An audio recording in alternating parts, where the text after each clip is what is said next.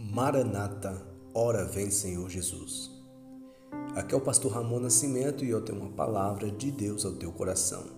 Se você ainda não se inscreveu, se inscreva em nosso canal, ative o sininho para que você seja notificado a cada vídeo postado. Não esqueça de deixar o seu like, compartilhar e deixar o seu comentário no vídeo. O alimento diário de hoje tem como título: O que tem do outro lado? Um homem muito doente perguntou para o seu médico no consultório particular: Doutor, tenho tanto medo de morrer, diga-me o que tem do outro lado. Calmamente o médico disse: Eu não sei. E o homem disse: Você não sabe? Eu achei que você era cristão. Sim, eu sou cristão, disse o médico. E não sabe o que há do outro lado? Indagou o paciente. Neste momento, os dois ouviram um som de arranhos na porta dos fundos. O médico abriu a porta e era o seu cachorro que entrou alegremente pulando nele e cheirando tudo. O médico pôs para fora e disse ao seu paciente sorrindo: Ele nunca entrou aqui antes. Não sabia o que tinha neste local. Apenas sabia que seu dono estava aqui. E quando a porta se abriu, ele entrou sem medo. Não sei quase nada sobre o outro lado da morte. Mas tenho certeza, eu sei que o meu Senhor está lá e isso é suficiente. É comum quando se questiona o que acontece depois da morte, que as pessoas respondam: Como vou saber? Ninguém nunca voltou para contar. A resposta bíblica é que existe sim, alguém que foi e voltou, Jesus. Por esta razão, o que ele diz vir após a morte é uma fonte segura de informação. A Bíblia apresenta o testemunho de centenas de pessoas que estiveram com Jesus depois que ele ressuscitou dentre os mortos e apareceu a muita gente, dos 40 dias em que permaneceu na terra entre a ressurreição e a ascensão aos céus. Primeiro, é importante que lembremos a causa da morte: o pecado da humanidade. O homem foi feito para a comunhão com Deus, mas lhe desobedeceu e virou-lhe as costas. Como resultado, o ser humano separou-se do Senhor, a fonte da vida. A morte assim entrou no mundo por causa de nossa desobediência, Romanos 6:23. Pelo fato de sermos pecadores, todos estamos igualmente sujeitos a morrer. Certamente um dia a morte baterá à nossa porta. A grande questão sobre o que vem depois da morte é que nossa cultura oferece muitas respostas diferentes. Há, por exemplo, a resposta dos materialistas, que nega a ressurreição de Jesus e a Bíblia. Para eles, a morte é o fim de tudo. E isso é uma aposta muito complicada. A pessoa aposta sua eternidade na possibilidade de que depois da morte tudo se acaba? E se não acabar? Essa é a posição de uma minoria. A maioria das pessoas crê que existe algo no porvir. Ainda aqueles que falam em reencarnação.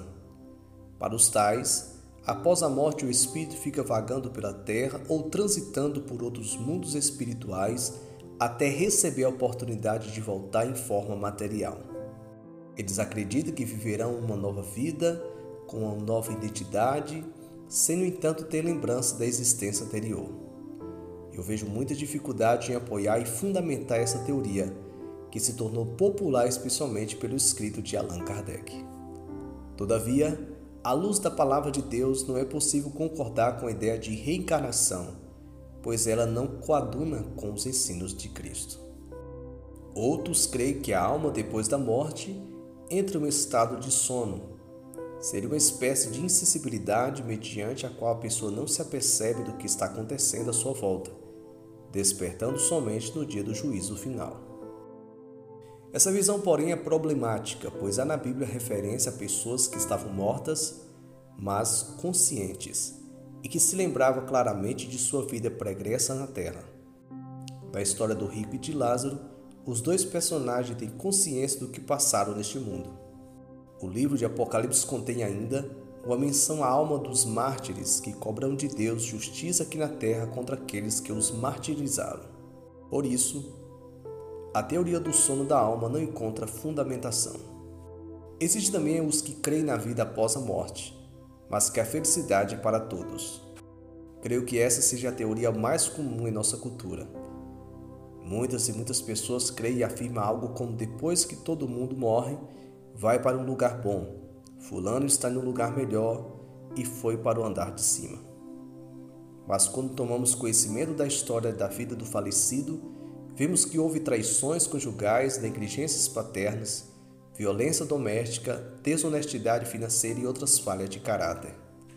A morte parece fazer desse indivíduo um santo, com as pessoas amenizando seus muitos pecados. A posição mais correta e sensata é o que a palavra de Deus nos ensina.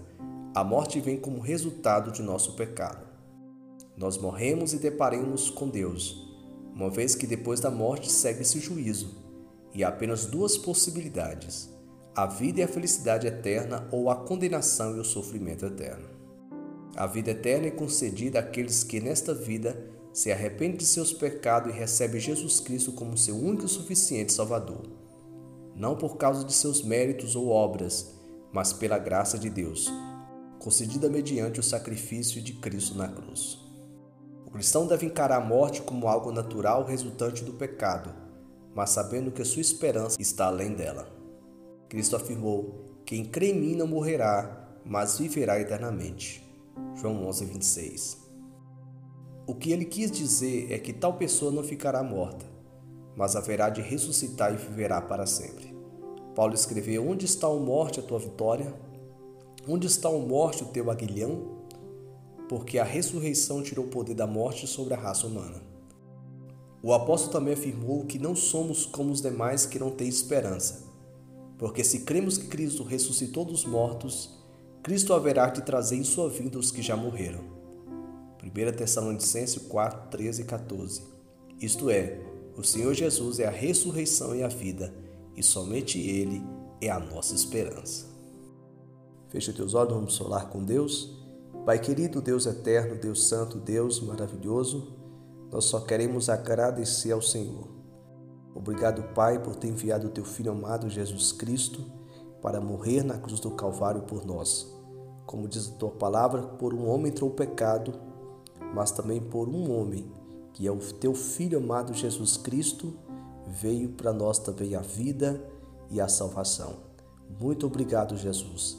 Que o Senhor possa falar ao coração de cada um dos teus filhos e alegrá-los. É o que eu te peço e te agradeço em nome de Jesus. Amém e amém. Tenha um ótimo dia.